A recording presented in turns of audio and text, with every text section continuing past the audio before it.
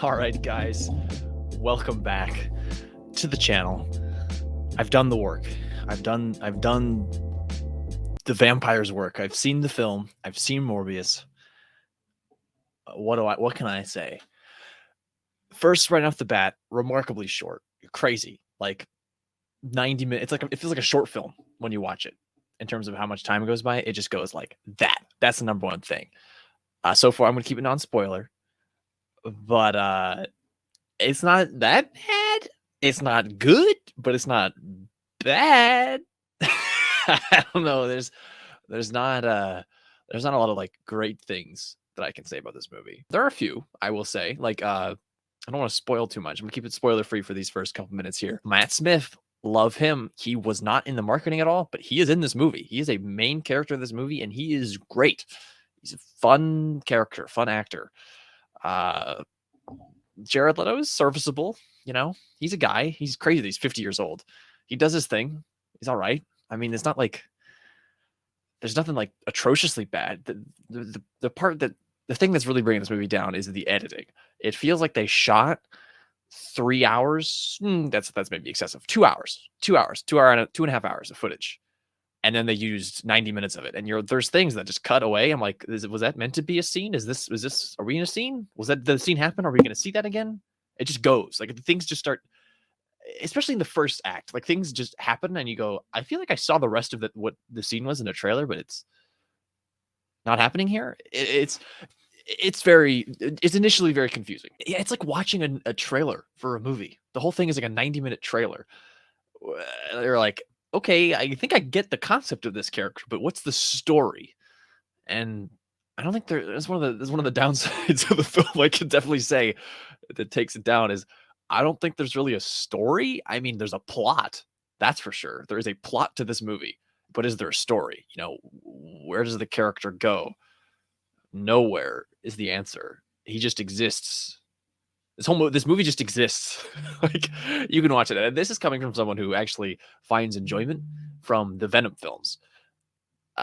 You know, I don't think they're good. It's not that a Godfather, but those movies aren't good. But I still enjoy them. You know, they're popcorn. They're trash. It's like it's funny. But this, yeah, it's like some of it's like that, but most of it's like, huh? What's going on?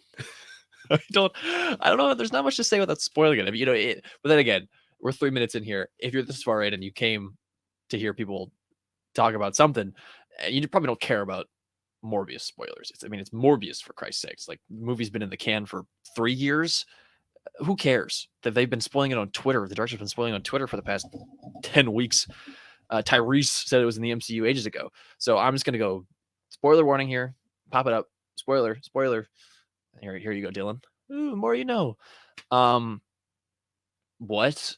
Literally, the ending of the film is you see the rift from No Way Home open in the sky, and then all of a sudden, Michael Keaton is like feeling himself in a jail cell, and he's like, "Oh no!" And he's there, and then and this is the post credit scene. Cuts, so you're like, okay, No Way Home just happened, and then the next scene happens. There's like a small cut in between the post credit scenes. It feels like they're like choking on ending the film. Then it's Dr. Michael Morbius driving in his Kia Soul or whatever out into the desert. The Vulture in his full suit shows up and he goes, I don't know why I'm here, but Spider-Man did this. So let's kill Spider-Man. It's like, what? And clearly they recorded this scene very recently, or more recently than the rest of the film, because you don't see Michael Keaton. It's just his voice. Jared Leto looks way different. The CGI on Vulture's a little bit like, it was bad. The ending of the film, post credits, doggy do, bad. But the ending of the actual film, I mean, the whole the plot of this movie is Matt Smith and this character. I don't know if you can see my name in the edit, but it's Milo, maybe, because the character's name is Lucian, but then everyone just calls him Milo, and then he accepts the name and he's like, yeah, I'm Milo, but his name is Lucian. And then you'll understand when you see it. It's not clear at all in the film. So basically, this character and Morbius are orphans together. I think it's not made very clear, and because they have this disease, and then they're like brothers in arms. but they both take the serum. But one of them, it's the Iron Man thing. One of them is a bad vampire, and one of them is a good vampire. It's just Morbius and then anti-Morbius, but they're the same. It's very Ironmonger versus Iron Man. It's a comic book trope as old as time, where it's the same hero but bad. But he's fun. I mean, it's a trope because it works. In a skeletal story structure sense. Matt Smith is fun. He has fun with the role. He's just a goofy vampire man. And the CGI on the vampires looks quite good. That's a compliment I can give. I will say though, my opinion of the movie is softened a lot because a lot of the criticism I saw around this whole blood controversy, like the fake blood, like why wouldn't you do real blood? He's a vampire. Like that's the whole plot.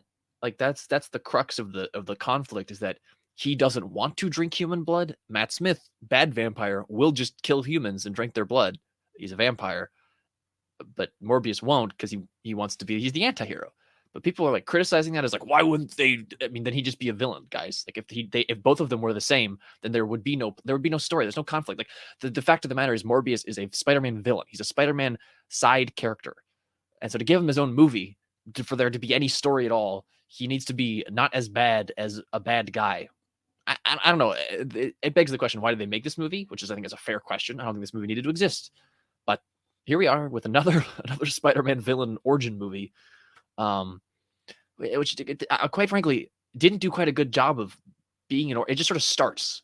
Like, that scene in the trailer where he's on Costa Rica or whatever, he's in the island and he's got his hand out like this, and you see the blood on his hand, and it's like whoosh, and all the bats come out. That's like, oh, the moment he becomes Morbius, or at least that's the way they cut it in the trailer. Like, oh, he becomes like this, he gets surrounded by the bats.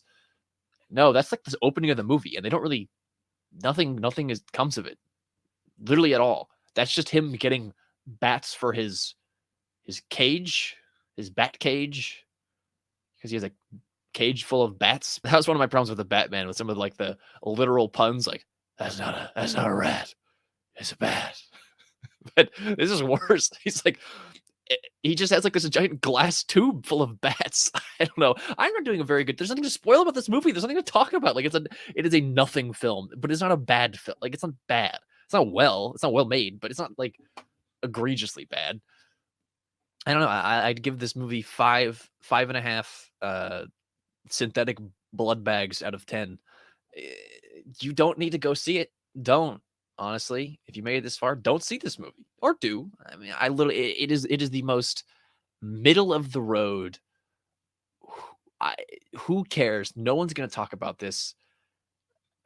It doesn't matter. Like Venom had that factor of, wow, Eddie Brock and Venom. He's got the Venom voice, and like, wow, this is so bad it's good. And like, what are we watching? Why did they make this?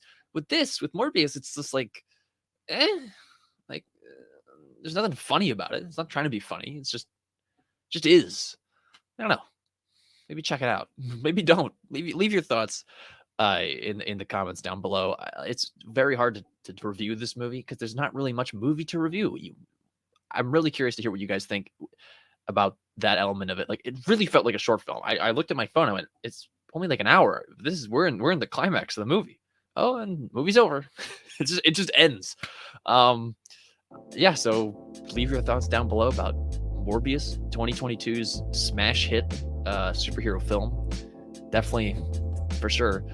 If you haven't subscribed, if you're watched this far, hey, thanks for watching. Maybe subscribe. Maybe don't, though. I don't know. Who cares about Morbius? Check out the Discord, the Twitter, YouTube, obviously. You're already here. And a little chill Morbius review for you on Friday. See you on the next one, guys. Peace.